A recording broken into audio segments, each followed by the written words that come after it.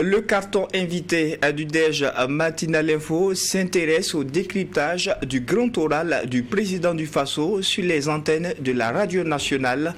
Et pour ce faire, je reçois pour vous deux invités. Geoffroy Vaha, directeur général adjoint des médias, est avec nous. Bonjour et bienvenue. Bonjour Serge et merci de me recevoir. À côté, Dr Olopepe Yen, sociopolitologue et chercheur au CNRST. Bonjour et bienvenue à vous également. Bonjour Serge. Je commence par vous, Geoffroy Vaha. Alors, on le sait, le président du Faso s'est prêté à un exercice samedi dernier, un grand oral sur les antennes de la radio nationale, relayé bien sûr par Watt FM également. Dans la forme, qu'est-ce que vous retenez? Comment est-ce que vous l'avez vécu? Déjà, dans la forme, on sait que c'est un président qui ne recule pas devant ce type d'exercice-là.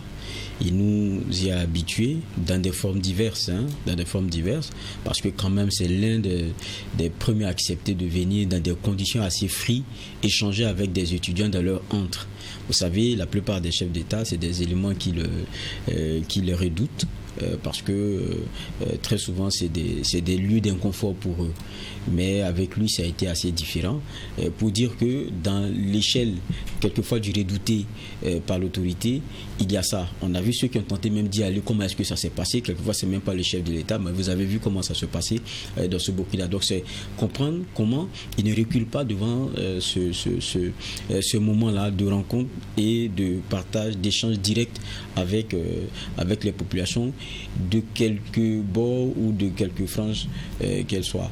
Donc pour la radio, c'est un contexte un peu plus particulier où il y avait la possibilité de lui poser des questions de façon directe, entre griffes, parce que il y a d'abord quelqu'un qui reçoit les questions et les questions vous sont rapportées au président. C'est une forme qui pour moi permet toute la mesure de ce qu'on peut avoir comme débordement possible ou avec le caractère sensible des choses, on puisse éviter un certain nombre d'éléments. Et on doit avoir le gage de ce que, évidemment, ceux qui posent les questions et les questions qui sont données sont vraiment l'émanation de personnes réelles, physiques, qui est appelé ça. C'est des éléments sur lesquels on ne devrait pas douter.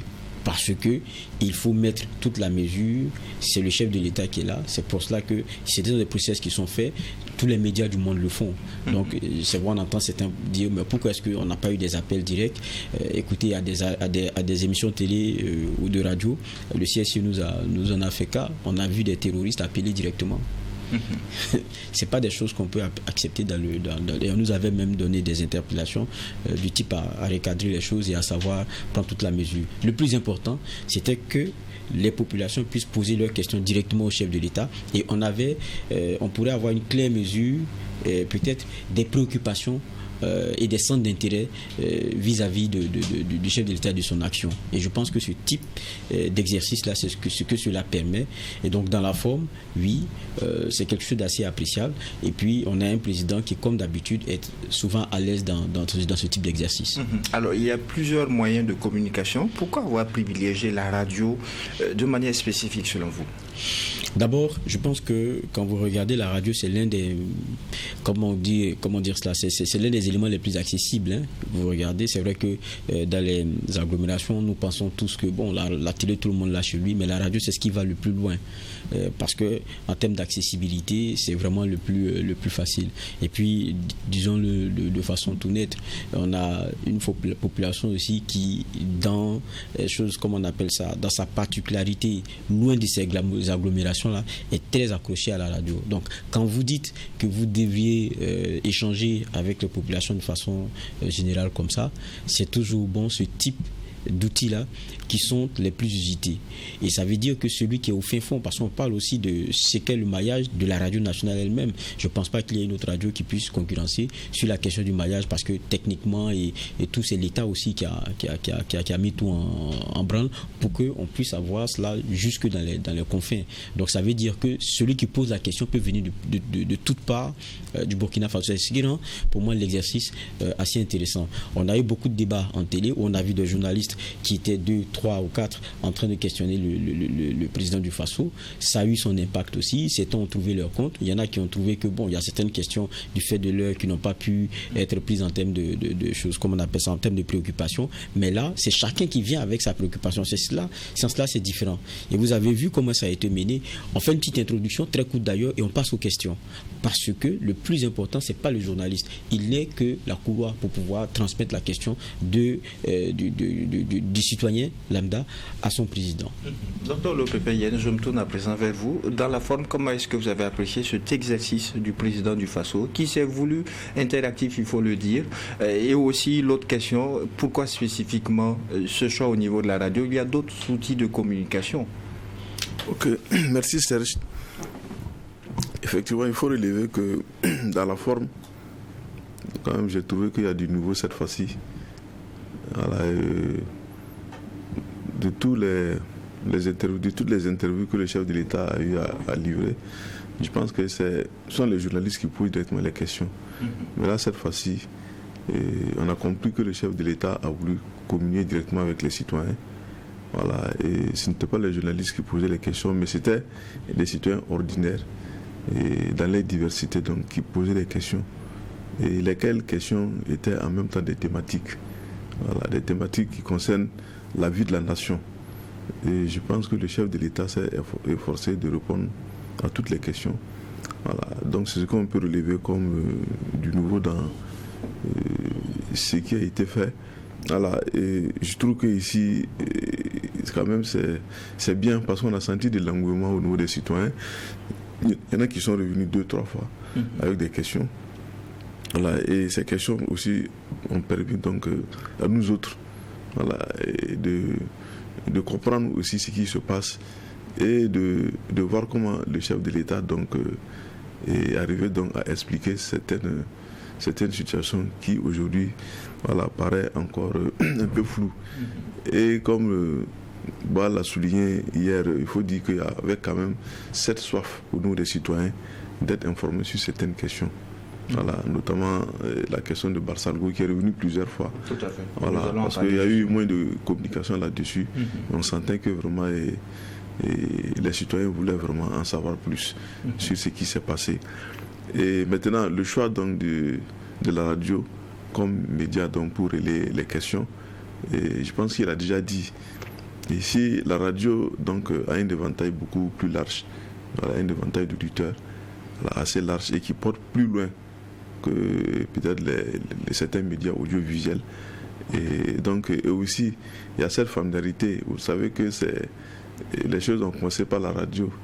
Même dans les hameaux, vous allez trouver des gens qui ont toujours un poste radio et qui arrivent à capter et quand même telle ou telle radio pour en tout cas avoir des informations. Donc, du coup, c'est le moyen le plus accessible. Voilà, je dirais que le plus familier. Voilà, les gens sont familiers donc à cela, surtout dans des contrées assez éloignées. Donc du coup, en choisissant la radio, ça facilite la communication, voilà, entre le chef de l'État et les citoyens qui posaient des questions, qui étaient relayées par des journalistes. Voilà, donc pour moi, je rejoins qui dit que c'est l'accessibilité, la familiarité avec la radio, voilà, qui a milité donc en faveur de ce choix. Alors, Geoffroy, la question de sécurité a largement été abordée par les auditeurs qui sont revenus, le docteur Lopépin le disait, sur la question de Barsalgo. Et là, beaucoup estiment qu'on a senti une certaine émotion dans la réponse du chef de l'État. Quelles ont été vos clés de lecture? Je pense que le président a été clair. Il a dit Barsalgo, c'est un choix qui est lié à lui. Et c'est comme si l'ennemi a tenté de lui faire mal, c'est-à-dire a tenté de faire mal, mais doublement parce qu'il savait que le président était attaché à cette contrée-là, du fait aussi d'y avoir servi et puis de s'être investi pour garder donc la zone à flot et qu'elle ne soit pas prise. Maintenant, c'est clair que nous ne maîtrise pas tout parce qu'il il en parle avec émotion. Il n'a pas caché en tout cas le lien fort qu'il avait avec Barsalgo. Donc on ne peut pas en avoir la pleine mesure parce que c'est lui qui le vit dans son tréfonds. Mais il y a un fait, c'est que sur Barsalgo, j'ai dit les questions sont revenues parce qu'il y a une soif d'information. Et on se rend compte aussi qu'il peut y avoir des limites à des choix de communication. Parce que, vous savez, le silence, je prends par exemple le cas de communication en temps de crise, il y en a qui parlent de la force du silence. C'est vrai, le silence a une force, mais le problème c'est que le silence il est polysémique. C'est-à-dire que le silence, c'est pas seulement l'absence de communication. Comme dirait l'autre, c'est même une autre présence de soi. Maintenant, comment est-ce qu'elle est ressentie? C'est ça le problème. Ça peut être vécu comme la non-volonté de communiquer, les hésitations, un manque d'informations palpables sur la question. Donc ça peut être, c'est pour ça que je dis que c'est polysémique. Donc c'est vrai que le silence peut être une posture à un moment donné, mais il faut sortir. Et on se rend compte avec justement l'échange du président, comme vous le remarquez, c'est les 5-10 premières minutes que l'affaire Bassalgo est venue. C'est dit, on n'a pas demandé quel point vous nous faites sur le plan sécuritaire ou ceci.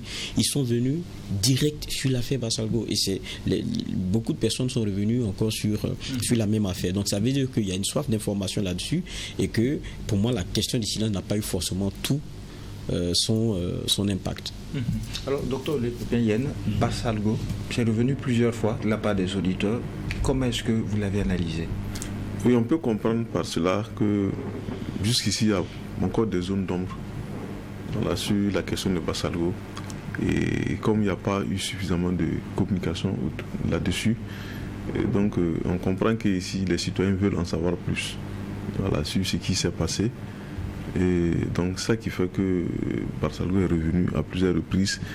Et il faut dire aussi que cette tragédie, la tragédie de Bassalgo, a suscité donc des charges très émotives au niveau donc, de la conscience. Ça, il faut dire, ça a marqué les esprits. Et apparemment, c'est même l'objectif recherché. Donc, c'était vraiment une tragédie, et je peux dire, qui a affligé, en tout cas, le peuple burkinabé et les peuples amis du Burkina Faso, et notamment donc, les peuples de l'AES. Donc, du coup, au regard donc, de l'ampleur donc, de cette tragédie, quand même, on ne doit pas être étonné que ici certains citoyens soient beaucoup plus curieux de comprendre plus, surtout qu'ils ont l'occasion donc, de communiquer avec le chef de l'État. Donc c'est une belle occasion pour que le chef de l'État puisse se prononcer là-dessus.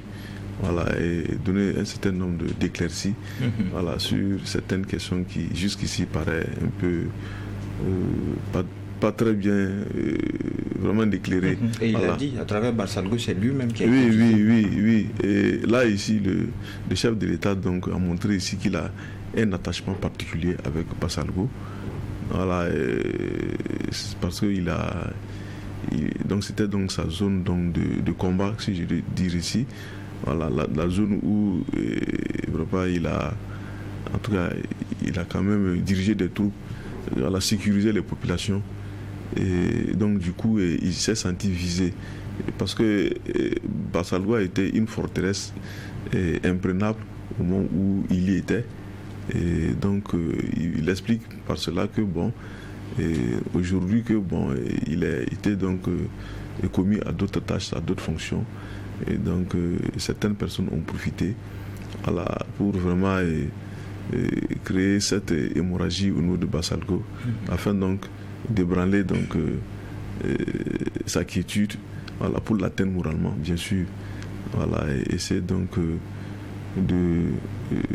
pas de l'inquiéter, mais essayer vraiment de le toucher sérieusement et dans son amour propre, et ébranler donc son moral. Et je ne pense pas que ça puisse réussir parce que comme je l'ai dit, c'est un soldat qui est assez aguerri. Et donc du coup il est préparé à toutes ces éventualités. Donc ici il a tenu donc à rappeler ici que Bassalgo avait ici un intérêt particulier pour ceux qui ont commis cette tragédie, au regard du fait que c'est comme si on veut porter atteinte à sa mémoire. Et certainement qu'il a été vraiment en parfaite harmonie avec les populations de Bassalgo. Donc ici c'est peut-être l'intention de briser cette harmonie et qui a conduit donc à cette tragédie que l'on a connue. C'est ce qu'on peut comprendre donc du lien que le chef de l'État établit a établi donc entre sa personne et Bassalgo, voilà, où vraiment il a dirigé des troupes, voilà, pour sécuriser les populations. Alors l'actualité ces dernières semaines aussi, c'était justement ces tentatives de déstabilisation avec ce qu'on a eu comme lot de témoignages également. Et là-dessus, les auditeurs sont revenus, notamment quel est le moral des troupes, quel est aussi le moral du chef de l'État, quel est le sort qui allait être réservé aux déstabilisateurs. Justement, comment est-ce que vous avez apprécié les réponses qui ont été fournies par le président du Faso? C'est vrai qu'il y a eu la mesure de ne pas tout donner, hein. Ça c'est clair, parce que c'est des affaires qui sont en cours. Et puis je pense que l'un des éléments clés, parce qu'il y a l'ancien chef d'État quand même qui a été cité, Damiba, qui est dans un autre pays, et donc on se posait la question de savoir que ferait le président. Et la question a été frontale, et on a senti toute la mesure encore du chef de l'État à dire que bon, il y a le respect qui continue parce qu'il y a un statut d'ancien chef d'État, mais on ne peut pas dans tout cela permettre que tout et n'importe quoi soit fait, mais qu'il y a connexion avec le Togo, qui lui-même est surpris des révélations qui sont faites, et donc c'est des éléments qui sont en discussion. Mais en même temps, le président dit quelque chose lorsqu'il fait il confie cela. Il dit d'ailleurs qu'il devrait avoir une rencontre, mais c'est le rendez-vous qu'il avait notamment avec les auditeurs et avec donc son peuple, on dira, qui a fait que il a préféré remettre. On sait que c'est une question qui est c'est une question sensible, mais c'est une question importante de l'heure parce qu'il s'agit d'une tentative de déstabilisation. On a vu sur la chaîne nationale comment il y a eu le point qui a été fait bien détaillé de comment est-ce que tout cela avait été ficelé avec les personnes qui étaient impliquées. On a même vu une vidéo quelques temps après, pour ceux qui étaient encore de Saint-Thomas, sur ce qui s'était passé. On a vu une vidéo qui est passée. Donc ça veut dire qu'aujourd'hui, il est conscient que c'est quelque chose qui cristallise les attentions. Mais quand il dit que j'avais un rendez-vous dans ce cadre-là, mais j'ai priorisé, parce que c'est la lecture qu'il faut faire, j'ai priorisé ce moment-là, ça veut dire que c'est des moments qu'il affectionne et pour lesquels il s'est dit il ne faut pas s'amuser.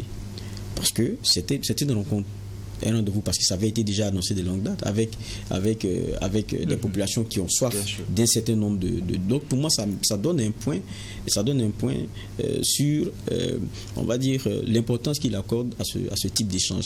Maintenant, je dis, c'est clair que sur certaines questions comme celle que vous posiez tout à l'heure, on comprend que le chef de l'État n'allait pas venir nous donner tous les détails, mais on comprend que avec le Togo, il y a des éléments qui sont en train d'être discutés concernant l'implication de l'ancien président Damiba. C'est clair que quand vous êtes accepté dans un pays comme exilé, cela va avec un certain nombre d'engagements, dont celui premier, lorsque vous retrouvez dans des pays qui sont amis, de ne pas participer à une quelconque déstabilisation d'un autre pays ami. Donc le Togo et le Burkina ne sont pas des pays qui se regardent en chaîne faïence. La preuve, quand vous écoutez même le chef de l'État, qu'est-ce qu'il dit à un moment donné sur les coopérations militaires et même les possibilités, lorsqu'il parlait de l'AES, des possibilités données aux militaires burkinabés d'aller se faire former ailleurs. Il a parlé des pays de l'AES, il a cité le Togo, qu'il avait déjà remercié, et après, un peu plus loin dans les échanges, il a parlé de la Guinée. Donc ça veut dire que ces deux pays entre lesquels il y a un vase communicant qui pour moi est excellent, ou en tout cas qui fonctionne assez bien. Donc c'est difficile de comprendre qu'un ancien président fût-il, le Burkina Faso y soit, et continue des dynamiques de déstabilisation. Maintenant, que le Togo lui-même soit un peu surpris, on se pose la question, donc vous ne regardez pas bien le gars ou quoi? Étant entendu qu'il y a un certain nombre d'éléments qui sont revenus souvent sur la place publique, où il est ressorti que l'ancien président continuait, on parlait de balais à un moment donné, de personnes qu'il rencontrait, et ça commençait à créer des suspicions. Donc c'est un peu difficile de se dire, s'il est cité, pourquoi est-ce qu'ils sont encore surpris? C'est des éléments qu'on n'a pas. Et le président a dit, il y a des discussions qui sont en cours, donc on regarde. Alors, docteur Léo Pépin Yen, la question de la déstabilisation est revenue. Là-dessus, le chef de l'État était assez prudent. Il a dit, je ne promets pas, mais j'espère voir l'ancien président être extradé vers le Burkina. Quelle est l'analyse que vous avez eue par rapport justement à cette affaire de déstabilisation qui tenait aussi aux auditeurs? Oui, moi j'ai compris par là que le chef de l'État rassure qu'une suite sera donnée à cette affaire. Voilà, c'est ce que j'ai pu retenir. Voilà, même pour l'heure, il continue du fait que les échanges qu'il promet avec les autorités togolaises n'ont pas encore eu lieu. Donc du coup, Et il serait difficile à l'heure où nous sommes d'avoir les conclusions qui seront issues de ces rencontres-là. Donc, mais bon, ici, le chef de l'État, en le disant ainsi, j'espère bien que il rassure ici qu'il y aura une bonne collaboration avec les autorités togolaises sur le sujet. Et déjà que il y a cette volonté de part et d'autre, en tout cas d'avoir des échanges, des rencontres sur la question. Donc on ne peut que rester sur notre soif et attendre la suite des événements. Peut-être qu'on aura l'occasion de revenir sur ce plateau pour commenter. Tout à fait. Avant de revenir vers vous, Geoffroy Vaha, il y a aussi eu cette interpellation d'un auditeur qui a voulu savoir quel allait être le sort réservé justement aux déstabilisateurs. Et là-dessus, on a senti un président qui cette fois-ci n'entendait pas pardonner. Il a dit les déstabilisateurs auront à s'assumer désormais. Comment est-ce que vous l'avez analysé? Oui, mais c'est dire que les déstabilisateurs seront sanctionnés. C'est ce que ça voulait dire. Donc, je pense que c'est le ministre de la Sécurité, je pense, lors de son communiqué, qui disait que la récréation était terminée. Et si on admet que la récréation est terminée, c'est dire que, quelque part, peut-être que nos autorités entendent sévir sur ceux qui seront reconnus coupables de tentatives de déstabilisation. Et à ce niveau, je pense que le chef de l'État a dit que peut-être dès le début, s'ils avaient commencé à sévir, ils allaient être incompris. Et donc il a fallu laisser le temps pour que ici les populations elles-mêmes puissent en tout cas être témoins de certains faits de déstabilisation. Et aujourd'hui, ce qui leur donne des coups de franche pour sévir si c'est nécessaire. Donc on peut comprendre par là que en tout cas il y aurait une suite à donner en tout cas aux auteurs des tentatives de déstabilisation, et on peut déjà s'attendre à des sanctions si toutefois ici les choses venaient donc à s'éclaircir.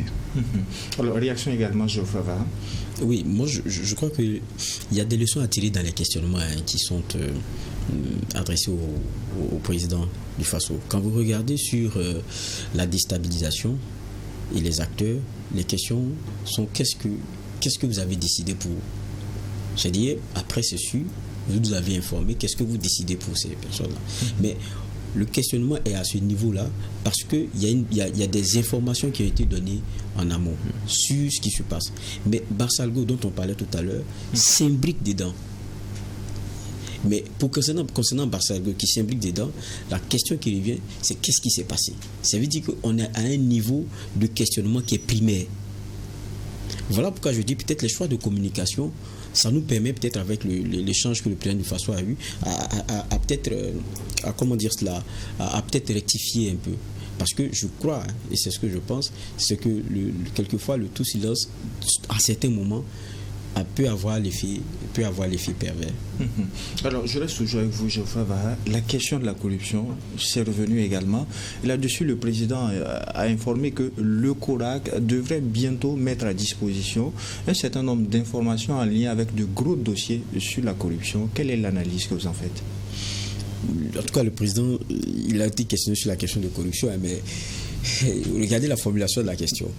C'est à quand la fin de la corruption? Je pense que si je ne me trompe pas, et si j'ai la bonne oreille et la bonne mémoire, vous me corrigez. C'est à quand la fin de la corruption? Ça veut dire que dans la perception de celui qui pose la question, c'est que rien n'a changé. Je crois que c'est comme ça qu'il faut percevoir.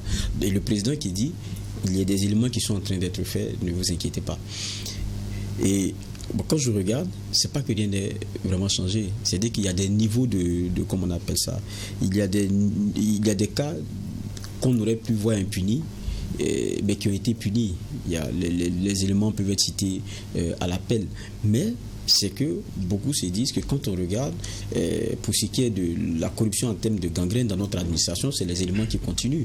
Il y a des cas simples qui ont été pris et même qui sont revenus lorsque le président parlait de la question de l'intégration au niveau de l'AES et tout. C'est un cas palpable. Pour les populations, le racket. Vous allez dire ce que vous voulez. Si le gars il sort de chez lui en allant au boulot, on l'arrête et puis après on lui demande quelque chose, il est obligé de donner pour partie. Je suis désolé, la perception qu'il a de la corruption ne va pas changer. Donc c'est comme col blanc, c'est des grands bonnets, tout comme petit citoyen de l'administration qui est dans notre vie de tous les jours que nous rencontrons.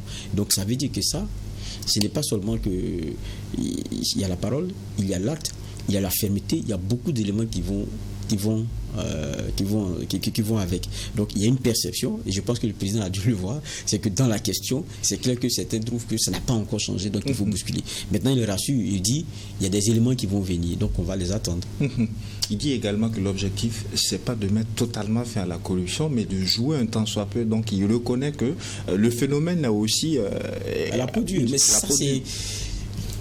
On ne peut pas dire qu'on va finir avec la corruption. C'est pour ça lorsqu'on on a senti cette prudence alors. Non, c'est pour ça lorsqu'on évalue la corruption, on l'évalue avec un indice. Quand on dit indice, ça veut dire quoi? Ça veut dire qu'on sait que c'est un phénomène que vous ne pouvez pas éradiquer. Maintenant que vous pouvez résorber. Maintenant, résorber va non seulement avec des éléments de réponse du moment, mais qui doivent être dans une structuration de sorte à ce que ce ne soit pas que conjoncturel, mais ce soit structurel. C'est pour ça que j'ai dit c'est une affaire d'échelle. Et puis la réponse doit être structurelle.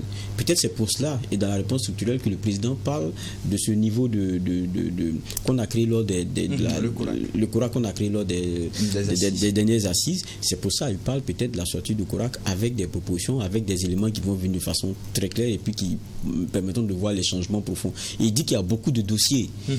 Quand on annonce des choses comme ça, il sent qu'il y a des gens qui commencent à trembler. En tout cas, si vous êtes concédé, c'est sûr que vous allez commencer à trembler. Alors, docteur Lebebayen, quelle a été votre perception au niveau de cette question de corruption qui a aussi été abordée par les auditeurs? Là-dessus, le chef de l'État a parlé du CORAC, qui en rappelle l'organe chargé de la mise en œuvre de la stratégie du gouvernement. Il a annoncé que ce CORAC allait bientôt mettre sur pied un certain nombre de gros dossiers en lien avec la corruption. Quelle a été votre perception par rapport à cela? Je pense que bien avant ça, le chef de l'État avait annoncé que 2024 sera vraiment une année de lutte contre la corruption. Voilà, je pense qu'il a annoncé. Voilà, donc déjà, si il estime que c'est pas le CORAC ou c'est la CORAC, c'est pas comment on appelle ça. Voilà, le CORAC doit ici donc prendre en charge certains dossiers de corruption, que certainement il va transmettre à qui de droit pour jugement. Donc je trouve que ça rentre donc dans la logique donc, de la lutte contre la corruption dans laquelle donc, le chef de l'État s'est inscrit avec son équipe. Donc on ne doit pas être étonné de voir que il dit qu'il y a de gros dossiers de corruption. Et que il va falloir donc trancher, régler ces problèmes-là. Ok, au-delà de ça, et ça montre ici qu'il y a une préoccupation. Si la question a été posée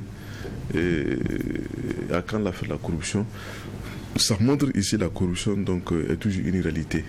Au Burkina Faso, et donc il a été prudent en disant qu'on ne peut pas mettre fin à la corruption comme ça. Mais bon, quand même, on peut essayer de réduire un tant soit peu les niveaux de corruption. Et c'est vrai que c'est un héritage assez lourd. Il faut le dire que sous la révolution, les TPR donc, ont fait l'effort de lutter de façon frontale contre ce fléau, contre la corruption. Mais on a constaté un retour en force de cette corruption avec l'avènement de la 4e République. Donc vous comprenez que c'est un lourd héritage de plus d'un quart de siècle. Et ce n'est pas en une année ou en 2 ans qu'on peut éradiquer le phénomène. Dans tous les cas, je pense que le chef de l'État a voulu montrer que c'est une préoccupation du gouvernement et que ici, pour ce qui est déjà des cas de corruption révélés, Donc le CORAC s'en chargera dans les jours à venir. Est-ce que vous avez eu la même interprétation que Geoffroy Baha, ne serait-ce que déjà par rapport à la formulation de la question? Et là, la mémoire de Geoffroy Baha a été bonne. La question était excellente, Monsieur le Président. À quand la fin de la corruption? Et vous l'avez dit tantôt, on a un président qui a annoncé que 2024 sera l'année décisive dans le cadre de la lutte contre la corruption. Et exercice en septembre 2024, 9 mois après, une question vient finalement: à quand la fin de cette corruption? Oui, mais le chef de l'État, en annonçant que son équipe va engager la lutte contre la corruption, mais il n'a pas dit que c'est en 2024 que la corruption va prendre fin. Voilà. Mais ici, c'est un engagement qu'il a pris, en tout cas, de prendre en compte la question de la lutte contre la corruption, qui est aussi une dimension donc, de la bonne gouvernance. Voilà. Donc, c'est un indicateur de la bonne gouvernance. Donc, ici, ça montre que déjà, il y aura donc des actions qui seront menées dans ce sens. Voilà. Mais en termes de mettre fin à la corruption, je ne pense pas si son engagement est allé dans ce sens, parce que tout le monde sait, comme je l'ai dit, que ce n'est pas en une année, 2 ans qu'on peut définitivement mettre fin à la corruption. Voilà. C'est un long processus, voilà, qui prendra le temps que ça va prendre. Voilà. Et au fur et à mesure, et maintenant, le plus important ici, c'est peut-être déjà prononcer des sanctions de sorte à dissuader ceux qui voudraient donc emprunter ce chemin, voilà, et faire baisser ici l'intensité ou le niveau de corruption. Voilà. Mais bon, c'est un combat de longue haleine. On s'achemine vers la fin de notre entretien. Dernière question, Geoffroy Baha, on ne saurait terminer sans l'aborder. Il y a eu cette question de la réconciliation nationale, et là on a senti un président du Faso qui est resté égal à lui-même. Il dit: nous ne pouvons pas parler de réconciliation avec des bandits armés qui nous tuent. Quelle est votre lecture? Ça, c'est...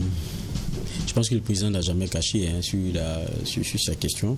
En tout cas, face aux bandes armées, même c'est pas la question de réconciliation, même ceux qui font la proposition de la du dialogue possible et des ententes possibles, donc de la négociation. Le président a toujours été clair: tant qu'il y a l'arme, le seul échange qu'on peut avoir ensemble, c'est le feu. Et ça, il a dit. Vous vous rappelez, quand il est passé à l'université, il n'a pas caché. Donc il demeure dans cette posture. Mais je crois aussi que la charte de la transition, en son point 5, donne comme mission cette question-là de dialogue social, de réconciliation nationale. À partir du moment où ça y est, même si c'est au point 5, avant, vous avez la question de recouvrir le territoire, vous avez les questions humanitaires, vous avez la question des réformes.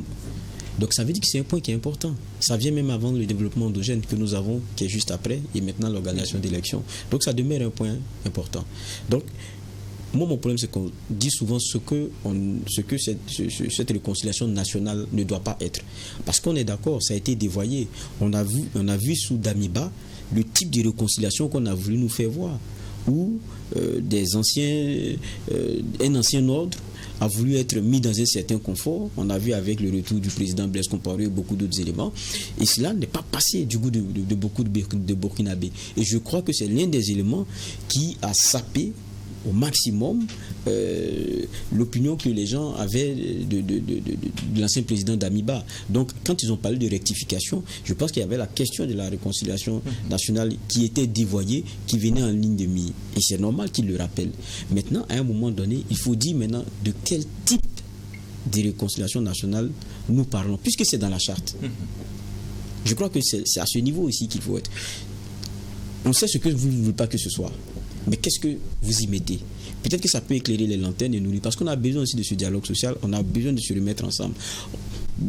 Il y a un élément qui dit, c'est que les Burkinabés, il ne sait pas qui a des problèmes avec qui. Et ça, c'est pas un discours qui a commencé aujourd'hui. Quand les gens ont parlé de réconciliation nationale, lorsqu'ils ont voulu faire venir l'ancien président Blaise Compaoré, les gens ont dit, bon, même les politiciens là, ils trouvent les moyens de se mettre d'accord quand il s'agit de leurs intérêts. Donc, c'est qui on veut réconcilier. Oui, mais une fois que c'est dans la charte, quel contenu on y met aujourd'hui? Quand on sait que quelque part, entre Burkinabés, des fois il y a une fracture, même ceux du même camp. C'est une réalité. On a vu ici, pour tous ceux qui sont contre la question du terrorisme et qui sont prêts à s'engager auprès de nos forces pour y aller, la question de la vision n'est pas forcément commune sur un certain nombre d'éléments. On a vu un monde syndical, comment est-ce qu'ils ont tenté de se mettre, de se réunir, comment est-ce que ça s'est passé. Donc, il y a des éléments, par exemple, de dialogue qu'il faut avoir pour quelquefois s'entendre, s'écouter et se comprendre. Je pense que ça, c'est important. Donc, qu'est-ce qu'on met dedans? Puisque c'est dans la charte, je pense qu'à un moment donné qu'il faut dire, en fait, c'est vrai que nous, ça, c'est pas comme ça que nous voyons la chose, mais voilà comment est-ce que nous voyons la chose. Mais à chaque fois, on a l'impression qu'on nous dit ce que ça ne devrait pas être, mais qu'est-ce que ça doit être? On termine rapidement avec vous, Dr Olopepe-Yen. Est-ce que vous êtes en phase avec justement le décryptage de Geoffroy Vah sur cette question de réconciliation? Oui, non, je suis en phase avec Geoffroy Vah sur la question. Parce que, effectivement, sous le régime d'Amiba, disons même le régime MPP d'Amiba, il y avait un ministère chargé donc de la réconciliation nationale. Voilà. Mais sous le régime d'Amiba, comme il a relevé, la façon d'aller à la réconciliation a été donc un des éléments donc, qui a porté préjudice donc, à l'image donc, du MPSR, il faut le dire. Voilà, donc on a vu ici et tout de suite une sorte d'arrangement politique. Voilà, et la manière donc de poser la question de la réconciliation n'a pas du tout passé au sein de l'opinion. Et il a pris l'exemple de la venue de Blaise Compaoré et autres. Voilà, et donc ça a créé assez de problèmes. Donc JBC dit que le MPSD a tiré le son de ça. Et quand on observe bien, le MPSD est assez prudent sur la question, qui déjà a été mal abordé, si on peut s'exprimer de cette façon, et ça a été donc à l'origine d'une crise donc, qui a fait partie du MPSR 1. Voilà. Donc du coup c'est comme s'il y a une sorte de méfiance, de prudence, mais en même temps la réconciliation comme négociation, comme dialogue des chefs de l'État a été clair dès le début. Il n'y a pas à négocier avec le groupe armé. Ceux qui veulent, ils déposent les armes et ils réintègrent la République. Et je pense qu'il y a des dispositifs qui ont été mis en place pour les accueillir, les reconvertir et les réinsérer donc, dans la République, dans la société. Donc à ce niveau, il estime qu'il n'y a pas à dialoguer avec des gens qui ont pris les armes contre la République. Donc si on part du principe qu'il n'y a pas de négociation, c'est dire qu'on se retrouve dans une autre compréhension de la réconciliation. Voilà, réconciliation, voilà, ne veut pas dire qu'il faut faire table rase sur le passé. Voilà, même s'il y a des gens qui ont commis donc des actes attentatoires ici à la loi, qu'on ferme les yeux dessus et qu'on aille dans une sorte d'arrangement politico-judiciaire, voilà, pour dire bon, c'est la réconciliation et effectivement et on laisse tomber. Voilà. Et je pense que même si dans la charte la question de la réconciliation nationale est inscrite, mais jusqu'ici le MPC ne semble pas donner encore un contenu à cela. On a comme l'impression que bon, ce qui est plus préoccupant vraiment c'est la reconquête du territoire.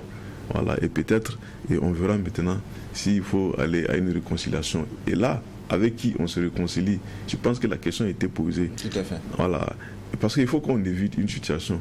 Ouais, sous le CNR, il y a eu des TPR, des tribunaux populaires de la Révolution, qui ont condamné des gens.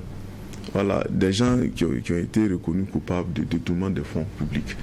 Et avec l'avènement de la 4e République, au nom d'une certaine décrispation sociale de réconciliation, mais on a vu comment on est revenu dédommager des gens qu'on a reconnus comme coupables de détournement de fonds. Ouais. Donc c'est donc pas le type de réconciliation auquel vous vous attendez. Voilà, ça pose un problème. Donc il faut éviter ces genres de réconciliation. Et moi je l'ai dit, comme je l'ai dit là, la réconciliation doit se faire au niveau plus communautaire, voilà, qu'au niveau politique et autres là. Oui. Et c'est sur cette note que se referme ce premier numéro du DEJ Matinal Info, où c'est l'information juste à la bonne heure. Le DEJ Matinal Info, au niveau du carton invité, a largement été consacré au décryptage du grand oral du chef de l'État avec Dr Olopepe-Yen, sociopolitologue et chercheur au CNRST, et Geoffroy Vah, directeur général adjoint des médias. Merci à vous d'avoir répondu à l'invitation du DEJ Matinal Info.